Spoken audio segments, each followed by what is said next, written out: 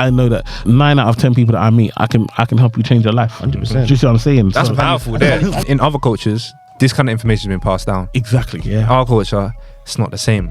And for you to be able to have open conversations with families, I didn't even know that was an option.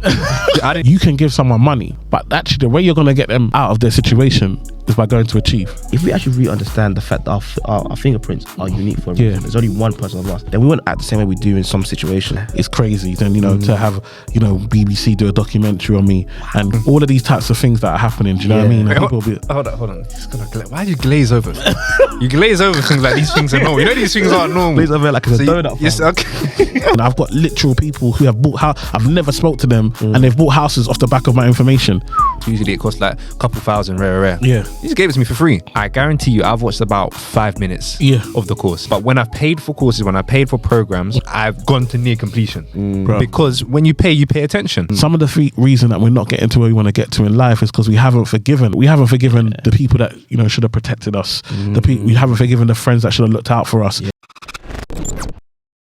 We have an amazing guest today for part two.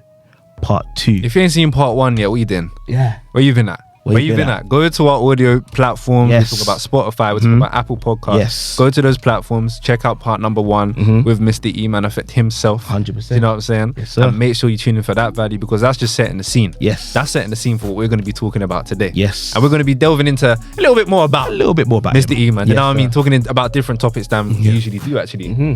Some stuff that's been on Rob's heart. Oh, here we go. Hey, by the way, guys, you see this? We call this one projected, by the way. Okay. But we'll see. We'll get into it. But look, as John said, rightfully so. This one is an exclusive episode. So I mean, the last episode was an exclusive one purely for Apple, Spotify, and all our audio platforms. So if you look for YouTube trying to find an episode, it won't be there. It won't be there. Audio platforms only. Audio platforms only. But without further ado, let's introduce the person once again because this guy is an amazing guy. I mean, the very fact that he came back to this episode again just reinforces how great a guy he is. You know what I'm saying? Real humble man. So let me introduce him properly with my WWE. Double check on the camera, but continue, bro. With my WWE introductions. Yes. So this man here is a financial authority. At one point, being the youngest financial advisor in Britain. He's the owner of a black-owned financial firm. He's been seen on BBC, Channel 4, Sky News, GBN, ITV, as well as that too. He's a husband. He's a father. He's a believer. He's a comedian. He's a YouTuber. And also, can I say this, bro? What we just spoke about just a minute ago about the... Yeah, of course. And also, soon to be a book producer? An author. Yeah, an author. That's the one. Soon to be an author. So, guys, this guy is a man of serious value, but most importantly, a seriously humble man. So, guys, without further ado, let us introduce the man himself, Mr. Eman Effect. How you doing, my man? Hey, man, bro. You good? How's everything? You good? Amazing. Blessed, man. How you doing? Yeah, man. Good to be here, man. Yes, good sir. to be here. Like, I'm looking forward to it. We're here, man. Yes, 100%, man. Bro, before we go any further, as we always do, all our guests, we ask them a very simple question. And I hope your answer is the difference, the one you gave on the part 1. The question is this, right? If this part of your life was a chapter in a book, what would it be called and why? If this part of your life was a chapter in the book, what would it be called and why? This part of life is definitely, I'll call it reaping. Reaping, okay. Yeah, so we're reaping right now. So obviously I feel like, a lot of people are seeing what I'm doing, the things that are happening and seeing the success. Yeah. And it'd be very easy for me to just post, I'm doing this, and I don't, because for me, I know that there are other people who are in the parts that I've been at, which is the planting, the sowing, the nurturing, like going through all that journey. And like now I'm at the point where I've done that for so long that now I'm reaping the benefits of the work that I've put in. Nice. So what you're seeing me do today, or the things that you're talking about, like you said, being a published author and having my own book out, and not like, and obviously there are loads of different ways to do it, but to have a company pay me to write a book. Oh, do you know wow. what I mean? Yes. So it's not like I pay a lot of people. Have paid to do it, and there's nothing wrong with that, because having a book is a great a great honor, and be able to write down your words. And sometimes you need to pay to get your book out there. Do you know what I mean? And then people read it, and then they're like, okay, then you get paid on the next one. But to have my first ever book actually be someone pay me money to say, look, take time and go and make this. Do you know what I mean? Yeah. It's crazy. Then, to have, BBC do a documentary on me and go back to my old council estate and my pups and all of these types of things that are happening. Do you know what I mean? And people will be... Hold on. Why do you glaze over? You glaze over things like these things are normal. You know these things aren't normal. Glaze over like it's a donut. Yes, okay. So you see, even for example, the BBC doing a documentary on you. Yeah. Bro, I've seen a couple BBC documentaries, and they're not on people that I know. Yeah. No, that's mad. Now there's one on that. You know what I'm saying? There's one now. Yeah. That's not a small thing. How did you feel when that came out? I've created a community for go-getters and entrepreneurs called the Round Table. What's the Round Table? Well, I'm gonna tell you what the Round Table is. So the Round Table, we drop resources, gems, the links, podcasts, books, opportunities, everything we can that is helping us on our journeys that can help someone else on their journey too. Keep your eyes peeled because we're going to be doing quite a few things. We're going to be doing link ups, we're going to be doing Zoom calls, all of the above, all the good stuff. If you want to join, there will be instructions somewhere on this page, below in the caption or somewhere for you to do so. See you in there. Quick one, people. So I'm taking event bookings now to speak at events. For the last few months now, I've been speaking at universities and some schools, places such as UCL Warwick, right? But now I'm officially taking event bookings. So if you want someone to speak to you guys about, or speak to your people about confidence, imposter syndrome, and the art of improving public speaking, I'm the guy for you. So contact me on Coach Klutze, Robert Klutze, and I'll be there for you. No, that thing was very emotional. Even doing it was emotional because, like that time when I lived in that council estate, me and my pups, we weren't seeing eye to eye. Obviously, as a young man, you're coming up, you're trying to find yourself, you're trying to find your identity, you're battling the system.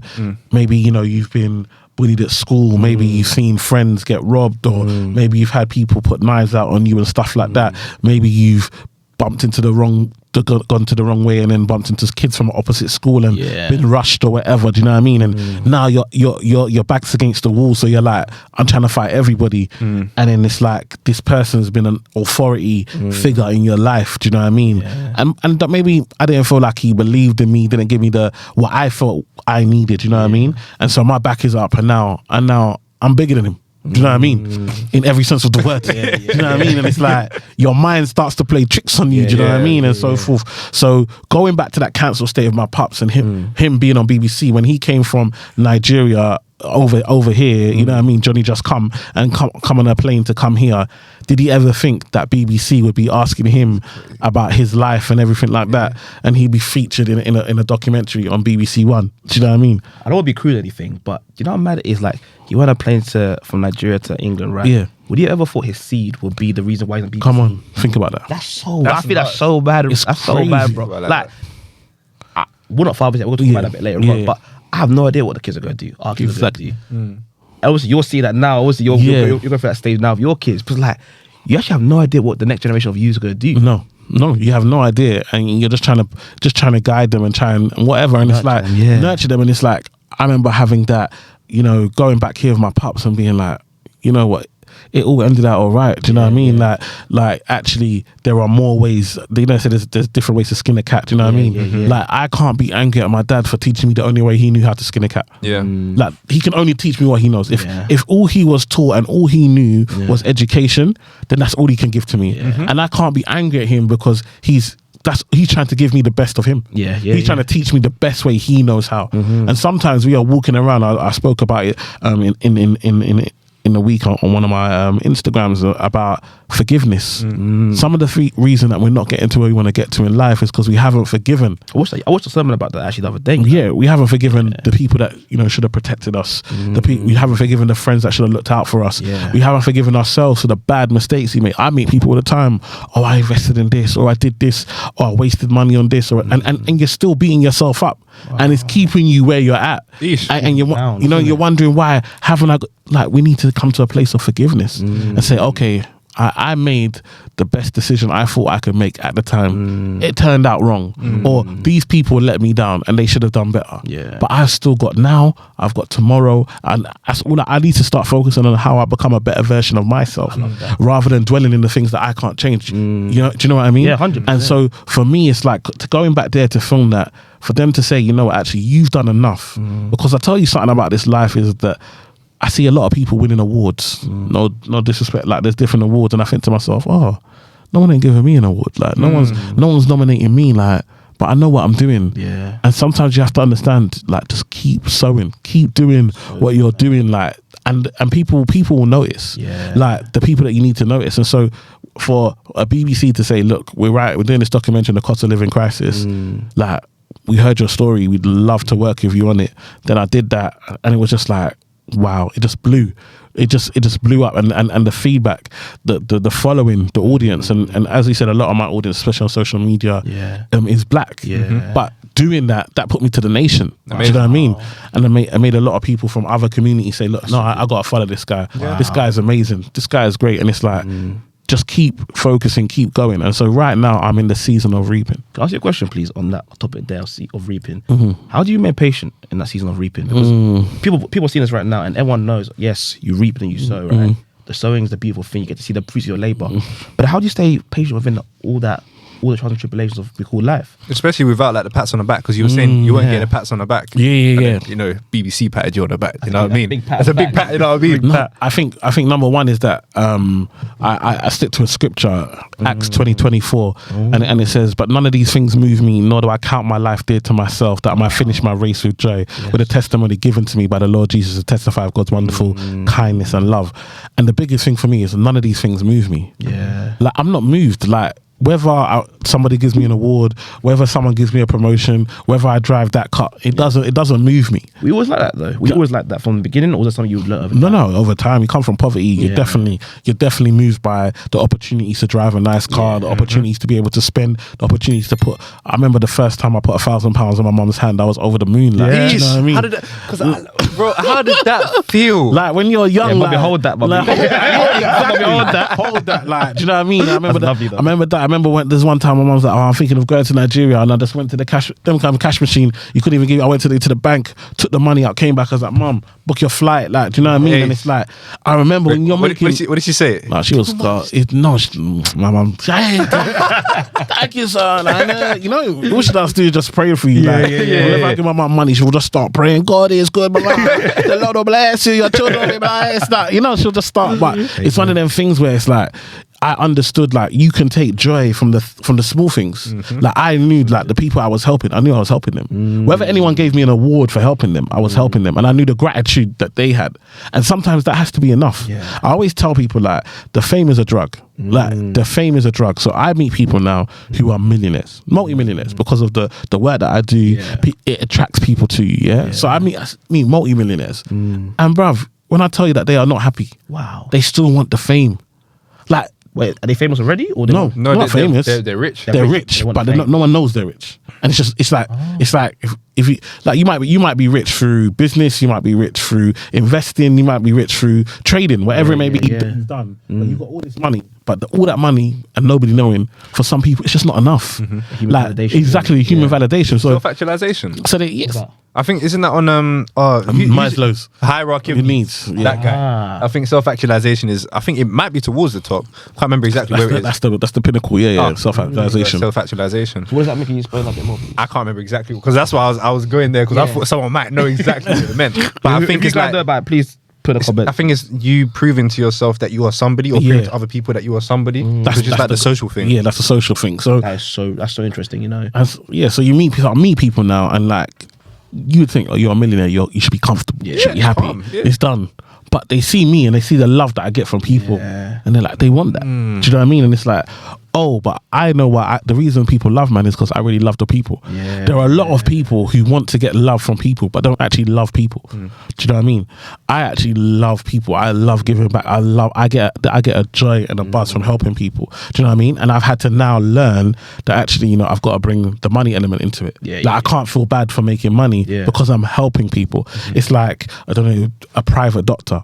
A private doctor, you unless someone pays, you're not helping them. Do you know what I mean? But they had to get to a point where maybe they've done NHS and been like, you know what, I'm overworked and I'm underpaid, and actually I'm going to go private and I'm going to work with people that I can actually help, but they're going to pay me for the job that I do. And it's like, actually, if you see solicitors, you're on the clock. You might get the first 15 minutes is free, then after that, any questions, you're paying. Do you know what I mean? But for some of us, when you got a heart to help, you almost feel bad to charge. You know what I mean? But for some of us, when you got a heart to help, you almost feel bad to charge.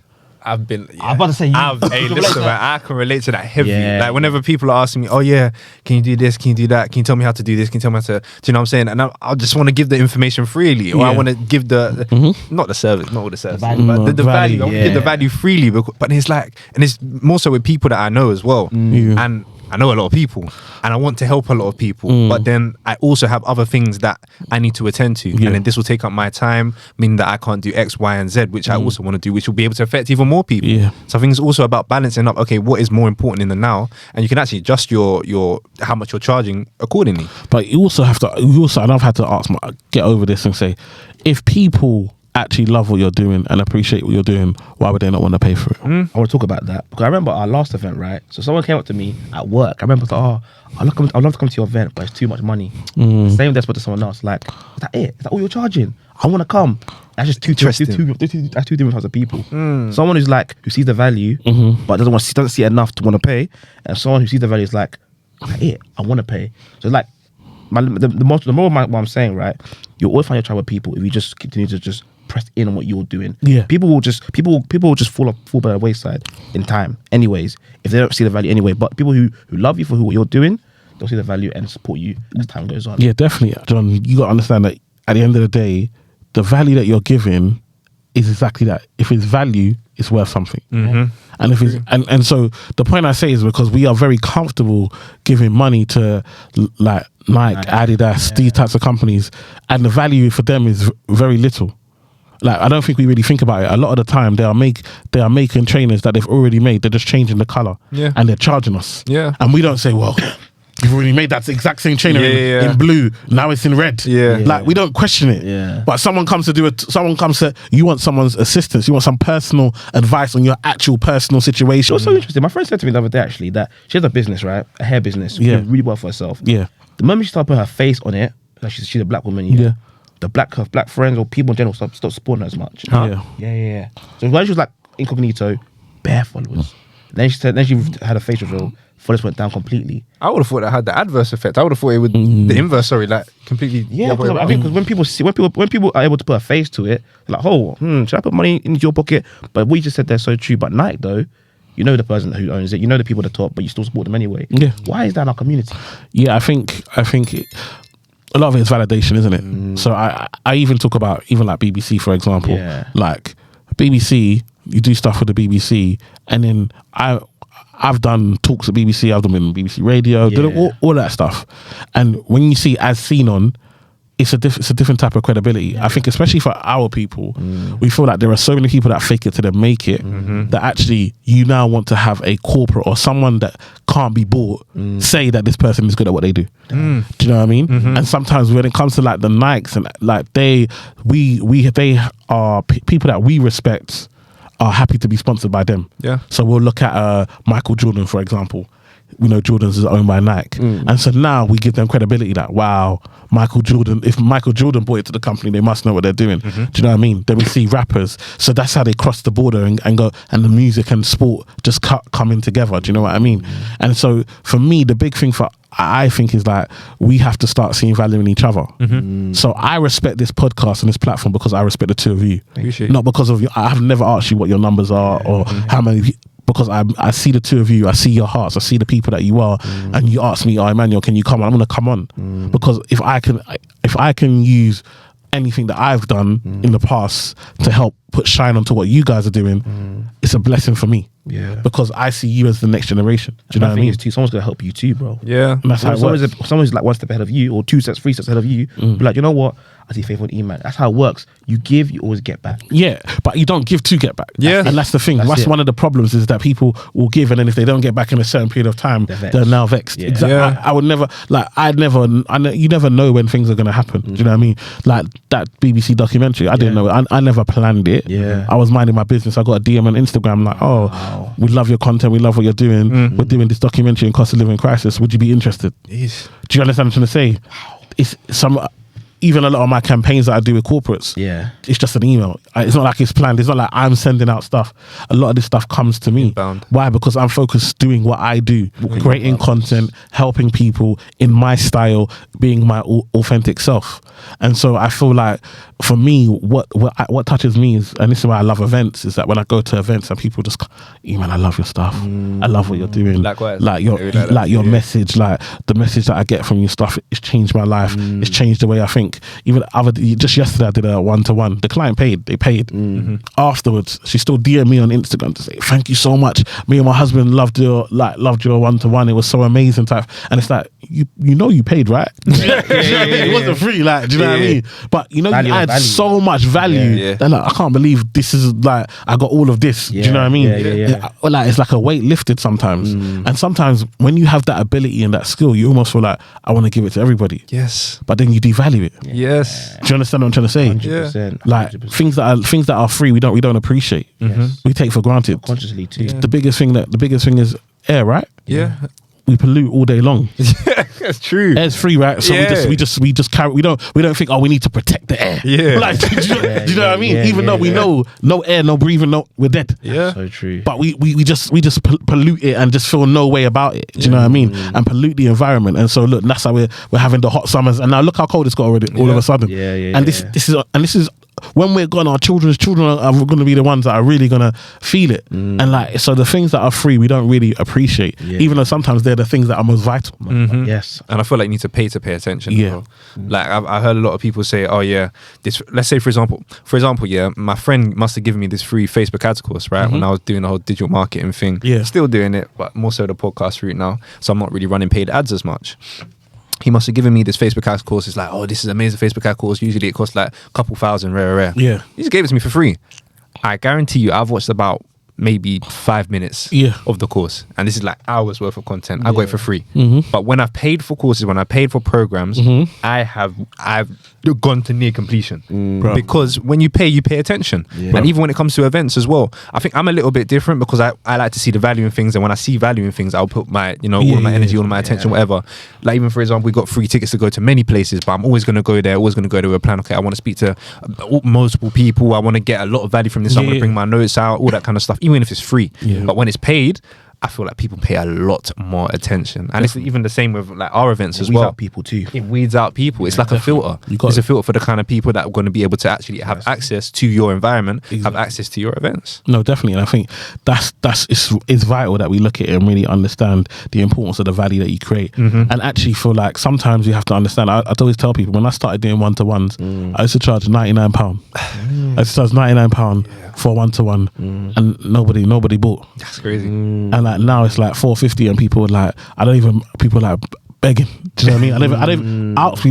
I speak to like some of my friends that do like courses and stuff like that. They're like, man, you don't even advertise. I'm like, I don't need to advertise. My ideal client doesn't need an advertisement. They will know that what I do, and they will book. And so we just get emails. Like the team, we get emails, probably 2-3 emails a day of people. Oh, can we have a 1-to-1? And I do not advertise. I don't do ads saying have a 1-to-1, book a 1-to-1. What I have is a link. If you want a 1-to-1, here's a link in my bio. You're telling me, well, £100 you had that doesn't make sense economically. No, that doesn't make sense. You got deep with that. £100 you got 0 sales, and then 450 plus now. People, why is that? Value. A lot of the time, people actually equate price to value as well. Like because when you see something a lot more expensive, you're like, oh, so it must be worth something. Do you know what I'm saying? But I think also it's a case of what I've done in that time. So when I was charging £99, that was the time when I hadn't went on TV. I was just doing videos online. So the expectation was, okay, you do videos online and whatever, you're a financial advisor and But now I've proven it. Like now, I don't even tell people I'm on TV. People will just literally put on their TV like, oh shoot, that's Eman that I've been watching on social media for how long? He's on, and I'm on BBC. Like I'm on ITV. I'm on Channel 4. I'm on Channel 5. Sky News. People's parents. Do you know how deep it is right now? People's parents like will know, man, and will send my videos to their kids. That's crazy. I get people like young people that message me like, E-man, my mom, my dad sends me your videos every single day. Like there's WhatsApp aunties. Yeah, aunties. Yeah, the WhatsApp aunties. 100%. They're forwarding my videos to their kids. Like, watch this. Listen to him, man. Look what he's saying. Like, do you understand what I'm saying? Like, and so it's getting to that point where like it's going past this generation. It's going past to another generation. So not only am I speaking to the youngers and speaking to people my age, now I'm infiltrating those older, saying, listen, they're hitting me up like, oh, I wish I knew this. I wish I knew this. Like, teach me, like, and actually make sure you teach teach my kids, and now they're booking meetings for their whole family. Do you know how many amount of meetings I do with whole families, mum, dad, kids, all together? Either I come at their house or on Zoom. We're all on Zoom, and we're all just discussing the family like plan and what they want to do and how they want to make money work within the family, and how mum and dad are going to retire and what's going to happen to the family house. We have these big meetings, like, do you know what I mean? That's amazing, because more time in our culture, we don't see that. The barriers just come down, and then we have these conversations where I'm mediating. Do you know what I mean? And it's like, finally, mum, dad, like, is talking to the kids of their plan, and they've never told the kids this. Oh yeah, actually, I want you guys to have the house. Like, remember, they got a house, 5-bedroom. These that want to retire. What are your plans? What are you gonna do? Are you gonna stay in the UK? You wanna go back? You wanna go back to Africa? What's your plans? Who's good? Should the kids be taking over the mortgage? Do you know what I mean? Do you want them to release equity? Support stuff, Like, what do you need? Yeah. And finally, we can have these conversations, because even if your child watches my video and comes and tells you what I said, you're not gonna believe it, because that's your child. 100%. You just see them as your child. Yes. But because it's me saying it, now you want to listen. Mediator. They have to have a mediator and have someone. But it's great that we can have someone from our community that still understands culture, still understands how we are. Yes. Do you know what I mean? The pressures we are. That's why now, like, I'm moving more into, like, with like football players and musicians and so forth, where I'm having those conversations, because your financial advisor that's wise doesn't say tell your mum no. I understand culture. I understand you can't tell your mum no. Like, you can't just. It doesn't just work like that. You know, like, we've got to have balance. Like, we've got to know how to have these conversations. Do you know what I mean? And so actually understanding the culture, coming from the culture, makes the advice better. And like, I think in other cultures, this kind of information has been passed down. Exactly. Yeah. Our culture, it's not the same. And for us to be able to have open conversations, or for you to be able to have open conversations with families, that's amazing. That's not something that I've seen before or really heard about before. I thought you only did one-to-one consultancy or one-to-one calls. I didn't know you did it with whole families. Yeah. Because that's a whole nother level. I didn't even know that was an option. I didn't even know parents were actually able, like, they were willing to talk about their financial situations openly in front of their kids. My parents have never told me their financial situation, and I've never asked, because I feel like that's kind of like rude of me to ask. Like, that's not my place to ask. Kind of thing. No, definitely. But then ultimately, if we all want to, let's say, for example, better our financial situations, right? As a family, we have to know what everyone's goals are, so that we can all work towards that. Is your goal to sell the house in 2 years? I don't know, because you ain't told me. Like, maybe I could help out with that. But you haven't told me anything. So what are we doing from here? What needs to be done in the house for us to be able to renovate, or would it be wiser to rent? Like, all these different things, multiple heads together, can actually make a lot of sense. Of course, out of a confusing situation. Exactly. I always tell people, like, your family's like your first limited company. Do you know what I mean? Your family's like your first business, like the business of family. Do you know what I mean? There's the love, like, so there's the love and all of that we have as a family, but there's also the business in regards to, I see, like, brother and sister both want to buy a house, both on 35k. Like, you ain't gonna get a yard in London in 35k on your own, but together you could buy something. Do you know what I mean? And it's like, actually see yourself as a business. Oh, and guess what? Even better, mum and dad can come on the mortgage, and they don't own it. You and your brother and sister will own it, but mum and dad's income can be added, so you can buy something bigger. So now, instead of starting in a flat, you can start in a house. Yes. Do you know what I mean? Yeah. But we're not having the conversations. Do you know what I mean? Oh, mum and dad have equity in the house. What's their plans? Oh, we're not going to need it for the next 10 years. Okay, excellent. Let's take some of that equity, and then let's create a plan where we pay back X amount over the next 10 years to give mum and dad the money back that they've given to us, to ensure that they have the money ready for when they want to do whatever. But until we have the business, like, let's leverage. This is one thing I learned a lot from the Asian community. Leverage, like, as in leveraging Asian community specifically. Asian community leveraging each other. So what, like, when they were going to get mortgages, they were going 3 at a time. Even businesses. So, like, I had Asian client who had corner shop. So we're saying, hey, right, boss, you see the boss man in the corner shop. Like, now even chicken shops. Like, do you know what I mean? We see them. A lot black hair shops. So a lot of the people that we see in the background in the news agents, that's their family. A man might be working for free. Not getting no pay. But they're stacking. When they now stack enough to buy the next one, the one that was working for free will now go and own the next one. then they'll go and bring bring another family member from wherever to come work for free. Economics. Like, and so we keep the cost down. But you say you work for free, but you're living with us, you're eating the food, we're all together. Everything I have, you have. Yeah. It's just, we're not paying you necessarily a salary. If you need money, we'll give you money, whatever. But there's not a set salary that you get each month. Do you know what I mean? Because all the money's going back into the business to grow, so we can leverage and go and get another. But then you go from working for free for me to then going to have your own, and now you're a boss of one. Now you're bringing the family in. Then the same thing with the mortgages. So auntie will get her daughter and her niece to come on the mortgage. Yeah. They'll buy the first house. They'll live, all three of them will live in that first house. Then they'll buy the second house. They'll still live in then they'll buy the third house. Now all three of them have a house. Now they split. And see, the thing is with I'm just hearing a whole lot of reinvesting, right? Yeah. A lot of people are scared to reinvest. Of course. And I think that's a lot of the time down to this whole kind of like image gang mentality, and then the whole like faking it till you make it kind of mentality. Because people don't want to reinvest because they're so busy spending the capital. Yeah. But then it's better to, invest the capital and then eat off whatever you're getting, that not earned income. What's the other type of income? It's like the dividends, residual. Yeah, basically the residual income you get from your assets, right? Yeah. But a lot of people are so busy with the whole image gang stuff that kind of goes out the window. It doesn't even become an option anymore. Yeah. And then my thing is, matter of fact, my question is to you. Yeah. And the question, obviously, the answer will be for the people. How are people in 2023 gonna get out of this mindset? Like the whole fake it till you make it, all of the like the image gang mindset, because ultimately it's dragging them behind, like it's pulling them back when essentially they want to be catapulted forwards. I've created a community for go-getters and entrepreneurs called the Round Table. What's the Round Table? Well, I'm gonna tell you what the Round Table is. So at the Round Table, we drop resources, gems, the links, podcasts, books, opportunities, everything we can that is helping us on our journeys that can help someone else on their journey too. Keep your eyes peeled, because we're going to be doing quite a few things. We're going to be doing link ups, we're going to be doing Zoom calls, all of the above, all the good stuff. If you want to join, there will be instructions somewhere on this page, below in the caption or somewhere for you to do so. See you in there. Quick one, people. So I'm taking event bookings now to speak at events. So for the last few months now, I've been speaking at universities and some schools, places such as UCL Warwick, right? But now I'm officially taking event bookings. So if you want someone to speak to you guys about, or speak to your people about confidence, imposter syndrome, and the art of improving public speaking, I'm the guy for you. So contact me on Coach Klutze, Robert Klutze, and I'll be there for you. But what are we doing to encourage that? I'll give you an example. I speak to a lot of women. Most of my clients are women. I speak to a lot of women, and one of the big things for them is that they feel like they need to get, bum injections or whatever it may be, looking a certain way, have a really small waist and so forth.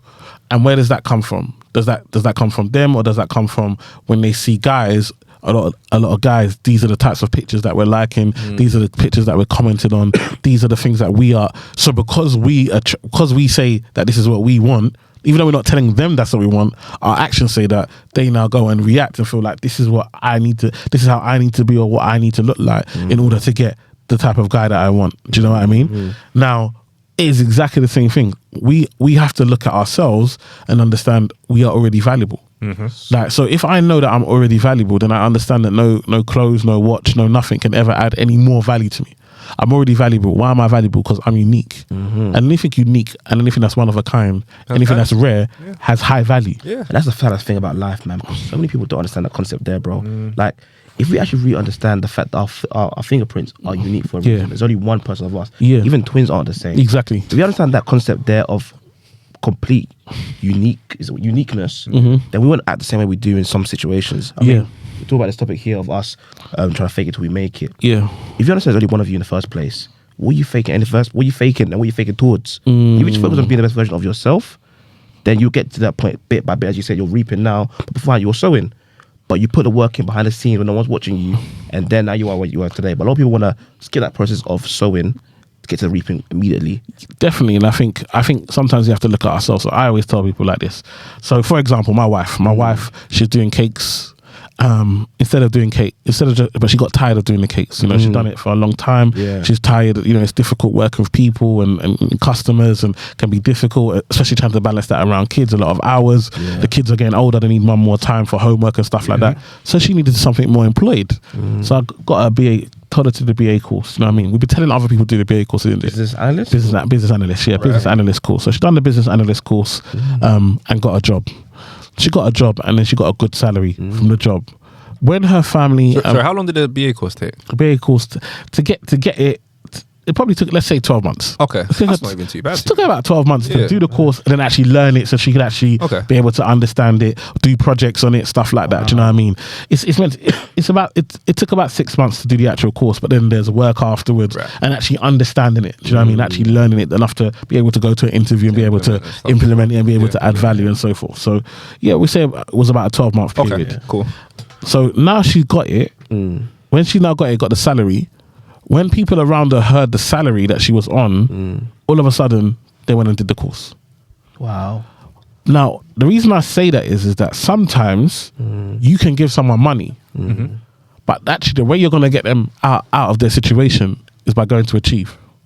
Yeah. Sometimes the best thing I can give you is achieving it for myself. Results. Because you're only going to believe it once you see me do it. Yeah. Because once you see me do it, you're like, well, I know you. I know you ain't smarter than me. You're like, it's an ego thing. Yeah. I know my man. Went to school with my man. I know, like all of a sudden it's like, if my man can do it, I can definitely do it. Yeah. Do you understand what I'm trying to say? And sometimes one of the problems is that we are feeding and creating a dependency for the need of us. So what happens is that I'm giving you money now, and now you forever just come and ask me for money. But actually the reality is I need to achieve. So I needed to get out of the hood for my people around me to know, right, no, we can get out of this hood.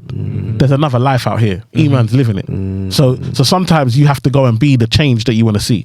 Like you have to go and make the change for yourself, and then people will follow.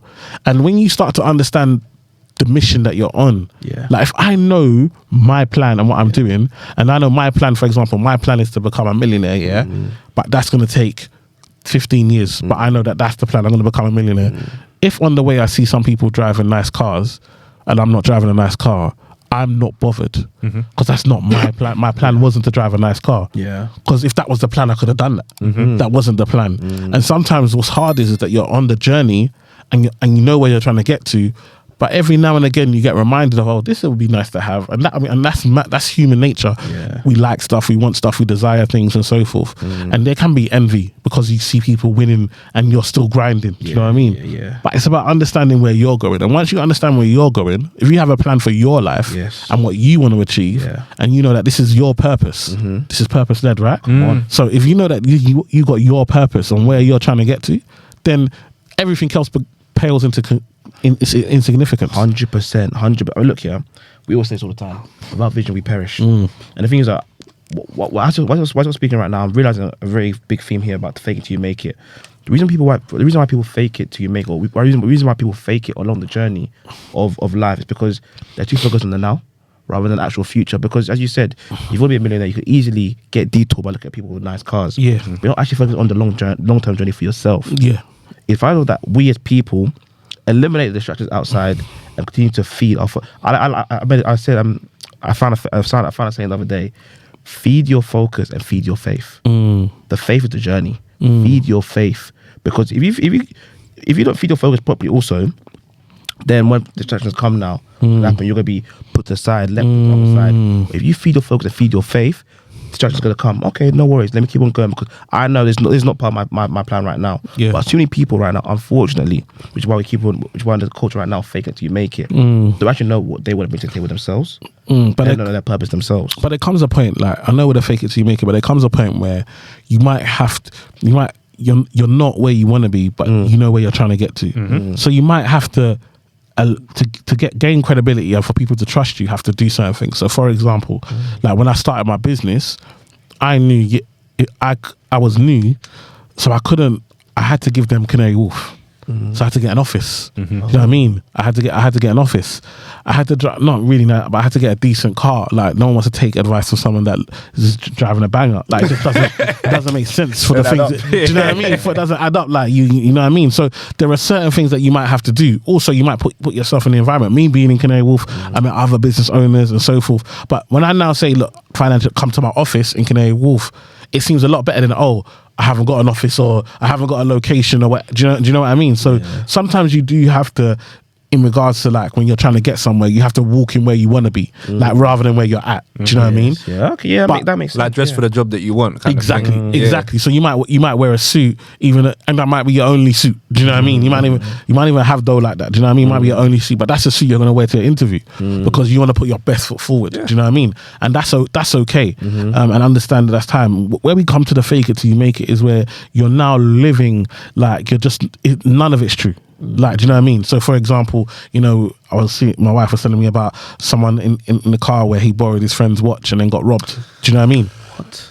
Like, so, and then, that's terrible. That's 2 L's. 2 L's. You're borrowing, and you got your boy is gonna be picked. Yeah, you know that you're now too. Yeah. So you know the boy got the insurance, but he's still asking him to run him the P's anyway. Oh, that's bad. That's a madness. That's a madness. That's a bit different. What? You got back. It wasn't money. That's a bit different. But the point being is that he didn't understand that he could still whatever he was anything you put out. Me, I rock my Apple Watch. You know what I'm saying? £150. It's a light. 150. Do you understand?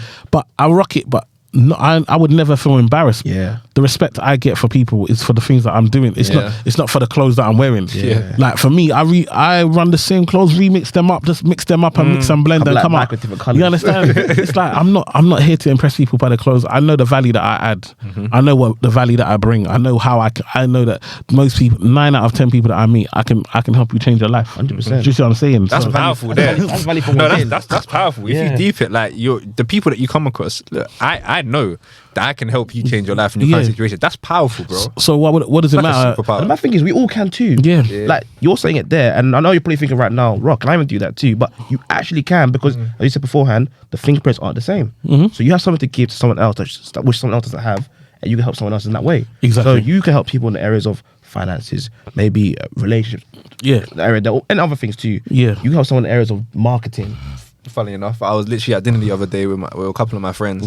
I said, let's say this girl that I didn't know. Started just speaking to her, seeing what she did, and someone brought up that she's got a Shopify store. I was like, oh, okay, let me see it, and and I started running through all of her Shopify store. I told her to add this, do that, add these apps. Have you heard of this app? Have you heard of that app? All of this for you to actually improve your conversion rate, for you to actually get more sales, all of this kind of stuff, the general stuff. And I'm in my head, I'm thinking, right, this stuff's normal. My friends have heard me speak about this all the time, but to her, she's just. And that's a big word right there you said there, bro. To you, it was normal. To me, it was normal. And then after the dinner, like this is another thing, like back to the value point, she was asking, okay, do you do consultations? Wow. Like how much do you charge kind of thing? And I'm like, oh, I was just giving you that value. That's because that's just what I can add to you. And I know if she actually takes my advice on and then actually utilizes what I've said, she will see an improvement in her sales. And to me, that's like a superpower that I can actually help someone in that way. Exactly, but you understand that, like what you said about the guy that gave you the free course, is that because she didn't pay, 9 times out of 10, she's not going to do anything with it. 100%. Do you know what I mean? She might take one thing that you said that really stood out because that might be a real pain for her, but the rest she's not going to remember. And number one, you just gave her the game. Yeah, she hasn't got anywhere to write it. So we've only taken about 15% or 20% of the information that we hear live there and then. So it's only the things that stick out most that are going to stick in our brain. The rest is forgotten. Do you know what I mean? So actually having a course, having something online, having a resource book, having an ebook, having something that not only just gives them the game, but they can then take it away afterwards and then go refer back to it when they actually sat in front of the computer. Because it's all good when you're next to a telling a distant, when after you've gone bed, wake up in the morning like, oh yeah, what did John say? Oh man, yeah. Where do I click? What do I click? Do you know what I mean? What was that word he used? Yeah, it's all gone. So it's like you actually need to think about, like, how do I put this down in easy bite-sized chunks? Do I record it so then I can just give it to them, or do I create a worksheet and I just do one-to-ones with people and then they can record the Zoom so they can you can refer back to it. Do you know what I mean? Because that's the big thing. A lot of the time it's not just the value. So I give financial advice, but half the time I'm blowing your mind the whole time I'm saying it. Because you've never seen money like this. Yeah. So by the time I come to the end of the 1 hour meeting now, you're like, oh Lord. Yeah. So if you haven't recorded, if you haven't taken notes, you're not good. You're gonna stay in the same place. Yeah. So a lot of the time we're like, look, let's record this meeting. We're gonna do this. I'm going to send you the recording. You can then watch it again and again and again and refer back to it months down the line. You know what I mean? What did Eman say? Yeah. Do this. Okay, let me go back. And so it's really important to actually make sure that people have the tools afterwards, because we can reel it off. And it means nothing to you. You are giving years worth of knowledge in minutes. That's it. That's how books are. That's how books are, you know? Yeah. You've gone through a 30-year period of your life, right? You're about to get, and someone can read that in 3 hours, technically. Yeah. And that's what it is. That's the power of the books. That's crazy. And also, one thing I want to say there in terms of what you just said about the courses, I'm making a course right now too, public speaking. Yeah. And you just made a very good point there in terms of recording the meetings, because once it's replayable, they keep going back to it day by day by day. That's a really good point there. Do you have anything else to say before I move the topic on? No, I was just gonna go back to like what we were talking about in terms of like the image guy and all that kind of stuff, and why people do it. I think the big why is being uncomfortable with who you are. Like, you have to understand that, you know, especially when you come from nothing, the only value you know is the value you see in others. And so it's like, I always talk about, Dr. Uma has a saying where he talks about the fact that if you can't be wealthy, what do? You surround yourselves with the things that you think wealthy people have. That's why we buy cars and we want, and you know, like the number one in America, the number one purchaser of Mercedes-Benz is black people. But we're not the number one makers of money. That's not. Do you see what I'm saying? So why is that? Because the fact is, because we don't have money and we don't want people to know that we're one of the, because remember, we come from a thing of you were either in the field or you were in the house. Both slaves, by the way. But one used to think they were better than the other, because I'm in the house and you're in the field. Our work is different. And so what happens is that because we come from that mentality, and that mentality still to today is being passed down. Our parents still have that slave mentality. Do you know what I mean? And so we have to be the generation to break that and say, listen, I'm me. I'm a superstar. I'm amazing being me. But we still we're not there yet. So what happens with the image gang is that, okay, I'm only amazing, I'm only a superstar when I put on my Superman uniform. Damn. You see, before we're not happy being Clark Kent. And even if you follow Superman and Clark, even if you've watched Superman, you see there comes a point where Superman's happy being Clark Kent. I'm actually proud that I'm Clark Kent. And so what happens is that even though I can break out into super, I can't wait to put back on my normal and just be me. Because there are times that I'm on stage and I have to entertain, and I know what people have paid tickets, I know what I've got to do and deliver. But I'm also someone's dad. I'm also someone's husband. I'm also someone's son. Someone's brother. So there's different things, and I'm happy being all of those things. Capes, no pun intended. Yeah, exactly. And so what happens with image gang is that they only feel alive, they only feel like they're the best version of themselves when they're wearing certain clothes. I can only talk to a person, the opposite sex, when I'm dressed like this, when I'm drunk, or when I'm drunk, or when I go away. Because when you go away, you know, think people no one knows who you are, and you understand what I'm trying to say. But actually, like, when you understand that you can just walk in your authentic self, it's one of the most empowering things. So empowering, bro. I'm telling you, today I go on Channel 5, Jeremy Vine, and I tell this story that Jeremy Vine, my agent, wrote off to Jeremy Vine to say, look, you need to get Emmanuel on your show to come and talk about finances. And the reply from the producer, he doesn't even remember this. He doesn't even remember this, but he basically said, oh, I don't think he's the right fit for us. That was the email that he replied back to my agent. This was in 2020. So now, beginning of this year, I get a regular slot on Jeremy Vine, the same producer. I do so well. Go the first time, they book me again. Go a second time, third time, fourth time I go, finish, leave in the building. He comes from the gantry to come all the way down. The same producer that said that I'm not the right fit, to shake my hand and say, you're amazing, you done so well, we're so happy to be able to work with you. Don't want to say something about that real quick. Your gifts will always make a way for you, but the key word there is your gifts, not someone else's gifts, not someone else you're trying to copy. Your gifts will make a way for you. Talk to him, coach. You know what I'm saying? Like, you've been yourself, you stay speaking the same way you do, give the same value you always do, and most importantly, be yourself. And by that, you'll be able to admit your value to the people. And now I see a value in you and saying you're amazing. Whereas a couple of years ago, when they didn't see the value or didn't take time to see the value, they didn't take in what you were saying. So the key thing I want to say there for all of us here today, and there's a testimony of it right there, be you. Like, don't try and copy the next person next to you because that's them. I keep on coming back to, for example, the thumbnail and the fingerprint. That's my fingerprint. That's your fingerprint. I can't copy John. I can't copy you. Yeah. It has to be me. And the thing is that when you do that, then you will make a way for yourself. So looking back to this whole fake it till you make it stuff, as I said earlier on, the reason why you have to overcome this fake it till you make it, right, is because where you faking it to. Now I understand what you said beforehand. Sometimes you have to do it, you have to fake it a little bit, I guess, at the start. We all do industry. Exactly. To, to get the credibility. But if that's a long-term goal, where are you going? You're going to be going in circles. Fake it till you make it. Circles. You have to get out that loop and understand that I'm enough as I am. And the thing is, when you're faking, people see the cracks. Yeah, and also you also have to understand that if I'm faking, so let's say I'm faking it, like I wanna pretend like I'm rich. The end goal is to be rich. But am I doing what I need to take to be rich? No, I'm just faking it, hoping that one day someone says, "Oh, you're so amazing, I want to invest with you. And then I can actually start to. It can actually start to. But the reality is that, like you said, I might get an office or so forth to get credibility so you give me an opportunity. Yeah. But then I need to deliver. Because if I deliver, then you're gonna go and tell everyone, no, you need to book. Eman's amazing. Do you know what I mean? Then it gets to the point where lockdown comes and I leave the office. I'm doing it all online, and everyone's still booking. Question, right? Do you know what I mean? Question for the 20 to 30-year-olds who are seeing this right now. What will your biggest tip be for them to overcome this whole thing? Because we said a lot of gems throughout this whole thing. Yeah. What's your number one tip for people to overcome this fake it till you make it mentality for 2023, as bro said? The biggest thing is have a plan for your life. Like, it's about the plan and the vision. Yeah. If I know where I'm going, no one can ever make me feel jealous. Like, if I know that, listen, for example, the big thing right now is buying a house. Yeah, it's a big thing. Finally, I'm happy that we have finally put value in owning a property in our community, because we are too comfortable without ownership. You know what I mean? I'm glad ownership is there, but now it's a case of, if you haven't done it by the time you're 22 or 23, you're a failure. Yeah, it's crazy. But actually, if I know my journey, if I know that my plan is to live in America,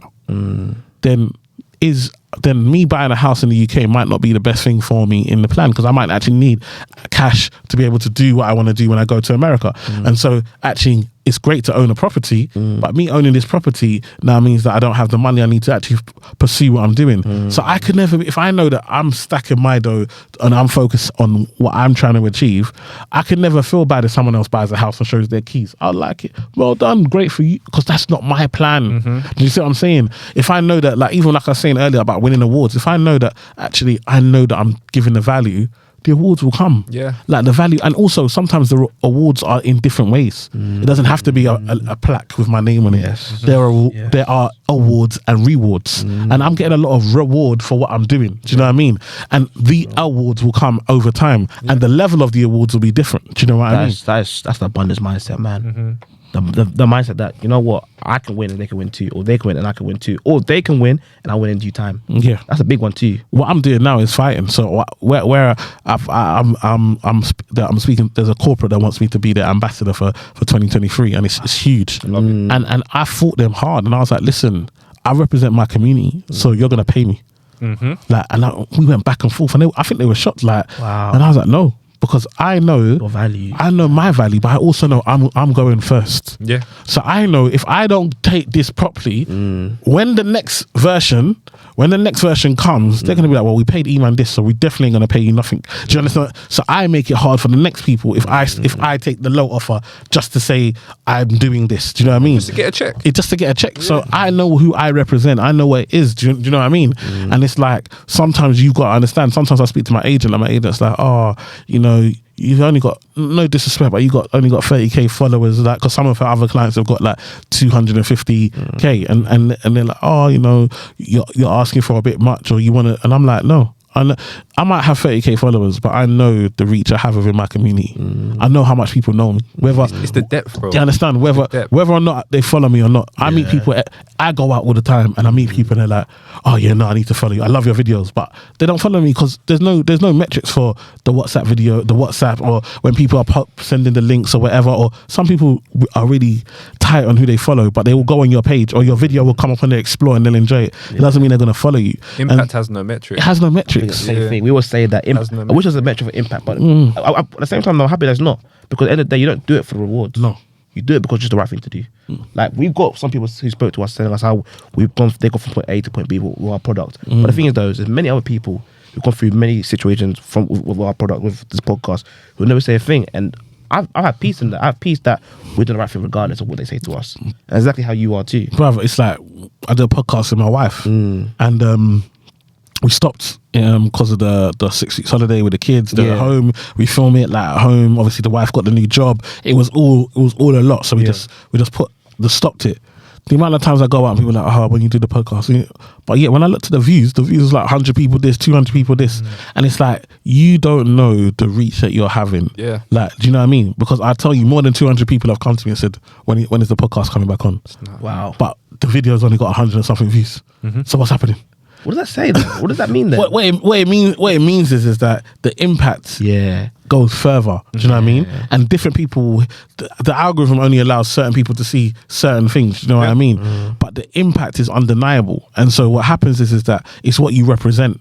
The fact that you are a black couple, a black married couple with children that are doing a podcast, there's an impact in that beyond the number of views. There are people just happy to know that black love is real, that it exists. Do you know what I mean? And so that's real. And so now we go back, and then a lot of our videos, now that we haven't posted in like 2 months, go back, people are enjoying the old content, they've all caught up.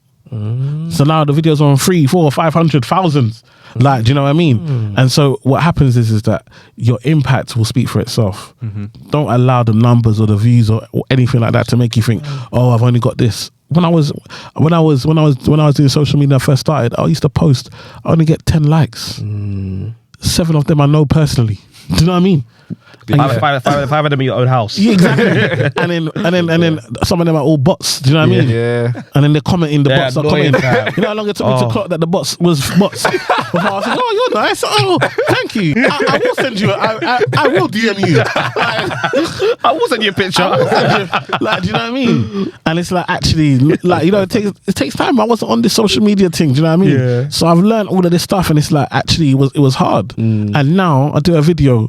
It blows, like, and you can see the difference. Do you know what I mean? You can see you can literally look at people who maybe have 50, 60, 70,000 followers, and me with my 30, and then you go on their posts and they got like 7 comments. Do you know what I mean? Yeah. Like, and then you go on mine and it's like 100 or something or whatever it may be. Yeah. But the engagement is there because said, bro, depth. It's the depth, it's the impact, it's the message, it's how we deliver it, it's the change that we're seeing. I've got literal people who have bought I've never spoke to them, and they've bought houses off the back of my information. That's legacy. That's their children's children are going to benefit from the fact that they watched my videos in 2020, and by 2022 they bought a house, and I've never had a one-to-one with them. That's nothing. Crazy. Just off the content, just off the mindset change, just off knowing that it's possible, they're gone. Question, right? It is probably more a personal question, right? How do you, because you do courses and you do one-to-ones, and you also give value online. Yeah. So how do you distinguish the value you want on Instagram as opposed to the ones you do privately? How do you distinguish the two? Good question. I think I don't. I just feel like the value on Instagram is. I always tell people, like, if people DM me and they're like, oh, can you answer this question? I'm like, check my videos. So the questions I get, I try and do videos on. Okay. So that way, when you ask me the free question, I can tell you go to my video because that's free. Yeah. If you got a question that's not answered in my free video, you need to pay for that.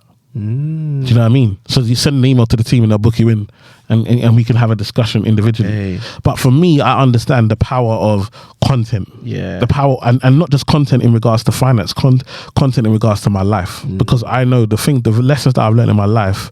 A lot of people are still going through. People older than me still haven't learned these lessons, and so I have to share that. So that's why I will share my kids. That's why I will share my wife in regards to our relationship and the lessons that we learn. And I will share finance and mistakes and things that I learn. And again, you attract a new like my circle is crazy now because of the impact that I'm having. Yeah, you attract opportunities. Yes, and you attract people to you because people like good things. Yeah. Do you know what I mean? So for me, I always say lead with value. Do you know what I mean? So I give out so much value that people say, right, if this is what you give out for free, imagine what you tell me if I paid you. That's a really good point. Because that's one thing I was thinking about. Like, where's the line between the free value and the pay value? Like, people just saying, just give. I'm telling you, I could sit here now and I'll be like, John, to sort out your finances, you need to do da-da-da-da-da-da-da-da-da. and some people will sit there and be like, okay, cool, I'm gonna go and do that, and I'll be like, that's great, but can you help me do that? Okay, cool. Like the hand holding more so. Do you see what I'm saying? Yeah. The people pay to get the handheld, basically. Yeah, that's what they want. And the more personalized touch as well, because when you're producing general content, that can apply to anyone. But then if you give someone, look, this is what you're gonna do, like this, you could buy a house in 3 years, and you didn't even know that on your personal situation, like personal situation. That's good. And it's like see the differences. Like, do you know what I mean? It's like one of my clients, Sayo, she does the content. Like, she's really funny online, and she's blown up since. Was she on TikTok? Yeah, and yeah, TikTok, Instagram. Like, her name rings a bell. Yeah, she does the poetry. Her with the auntie with the jacket. Yeah.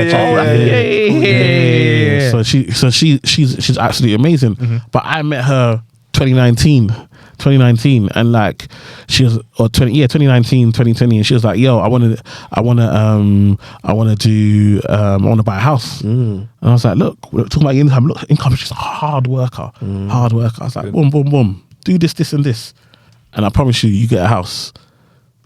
She just went away. We still kept on contact with her. Boom, she messaged me, yo, Eman, this is my house. How many years later? This was like 18 months. And I told her, you get a house within 18 months. And within 18 months, that's the free value you just gave to her? Yeah, free value. Free. I didn't even charge her. Free. Wow. But now, like, obviously she's blown. When she sees me, the love is strong. Like, do you understand what I'm trying to say? Like, the love is strong. And you don't know who she's referred to you. I didn't even know how she would get to. And I don't know who she's referred to. I don't even know how she would get to the level that she's got to and what she's doing. And she's so amazing. But the point being is that, like, sometimes in life you need someone to just look at your individual situation. Some people need that, but there are others that can just they've already listened to stuff, they've already known stuff, but just the way you've delivered it has opened their eyes to the possibilities. Sometimes we're blinkered, do you know what I mean? And it's like we can't see it, and it's the way you've explained it, it's like, oh, I get it. And now you know which way to go. Do you know what I mean? I don't think it's just about leading with value as well. I think it's about leading with value and authenticity. Because you literally just said, okay, you put out all this value, but then you also add in your family, you also add in your kids, you also add in your current situation, what you're going through, your failures, your wins. I agree. You add everything in, and that's that transparency and the vulnerability. And you're actually showing people, look, I'm a real life person. I'm authentic. I'm a real life person. I can relate to you. You can relate to me. And we can work this thing out together. No, I think leading with the authenticity is important. Yes. Like, I always tell people the story about the light in the kitchen. And I did the same story. I went to do a talk for, I can't remember, Compare the Market. Okay. And it was a group of every name he mentioned is a big name. It's just like an event. I did a talk, so I was representing them at an event for like HR people and so forth. But basically the audience is all white, and I'm giving this story. I remember I'm being authentic. I'm talking about like the way that they bent up laughing, understood every joke that I was saying, related to it, loved it. And it's like, I realized that just because my story comes from a black perspective, it does not mean that people from other communities cannot relate to it, cannot see what's happening, cannot have their own different relationships with their parents and understand it and say, do you understand what I'm trying to say? Yes. Plus, we forget a lot of people, even in other communities, grew up on the same music that we grew up on. Do you know what I mean? Especially in London. Do you know what I mean? Grime, hip hop, like R&B, dancehall. These are all things that they grew up on. So it's like, actually, sometimes we put the barriers in there. Yes. But I was in this audience and I was just being myself. Wow. Being myself, and they just, when I tell you, they dug it. And it was just like, it was one of those moments where I realized that, listen, just be you. That's my superpower. That's my superpower, is that I am the best version of me. Yes. Do you know what I mean? Yes. And I don't allow anyone to stop me being the best version of me. Like, even if things are not going the way I want them to go, I'm still going to be the best version of me when I go out. I'm still going to put the best foot forward. Do you know what I mean? And if you like that podcast, well, you're in luck. Part 2 will be out next week. That is 7 days away. Stay tuned, people. Stay locked in.